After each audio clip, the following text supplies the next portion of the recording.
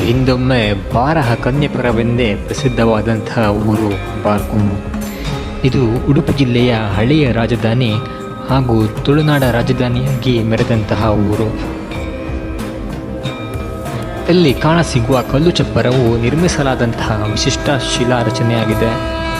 ಸ್ಥಳದ ಶೈಲಿ ಕಲೆಯ ಸಾಮರ್ಥ್ಯವನ್ನು ಮತ್ತು ಆ ಕಾಲದ ಜನರ ನವೀನ ಕೌಶಲ್ಯವನ್ನು ಸಾರುತ್ತದೆ. ಈ ಕಲ್ಲು ಚಪ್ಪರವು 4 ಸ್ತಂಭಗಳನ್ನು ಹೊಂದಿದ್ದು ಒಂದೇ ರೀತಿ ನೋಡ ಸಿಕ್ಕರೂ ವಿಭಿನ್ನ ಕಲಾಕೃತಿಯಿಂದ ನಿರ್ಮಿಸಲಾಗಿದೆ.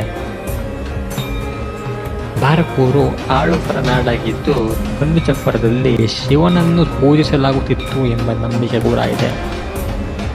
ಇತಿಹಾಸದಲ್ಲಿ ಆಳುಪರಾಜನ ಉಪಸ್ಥಿತಿಯಲ್ಲಿ ಕಲ್ಲು ಚಪ್ಪರದಲ್ಲಿ ನಡೆಯುತ್ತಿದ್ದಂತಹ ಶಿವನ ಪೂಜೆಯು ಎಷ್ಟು ವಿಜೃಂಭಣೆಯಿಂದ ನಡೆಯುತ್ತಿರಬಹುದು ಎಂಬ ಒಂದು ಕಲ್ಪನೆಯ ಮೂಲಕ ಒಂದು ಚಿಕ್ಕ ಪ್ರಯತ್ನವನ್ನು ಮಾಡಲಾಗಿದೆ.